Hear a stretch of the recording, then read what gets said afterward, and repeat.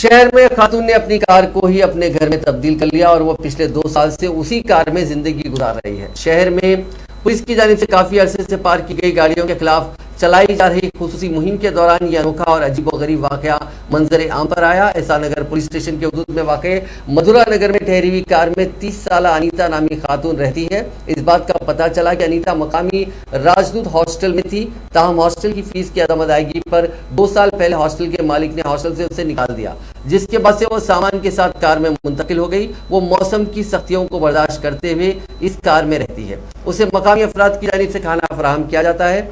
Police को traffic चालानत के record से पता चला कि कार करीब 3 साल से उसी मकाम पर है। पुलिस को इस खातून के कार में रहने पर कई तरह के शुकूक व शुबात हुए, लेकिन तहकीकात पर मालूम हुआ कि ये कार उसी खातून की है और वो अरकान खानदान के साथ झगड़ों की वजह से कार में रह रही है।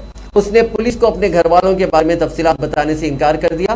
पुलिस ने इस खातून की काउंसलिंग की और कार से स्टेट होम मुंतकिल होने की ख्वाहिश की, ताहम उसने इस पेशकश को मुस्तरद कर दिया। एहसान नगर पुलिस स्टेशन के इंस्पेक्टर साइदुल ने बताया कि एक मरतबा और इस खातून की काउंसलिंग की जाएगी।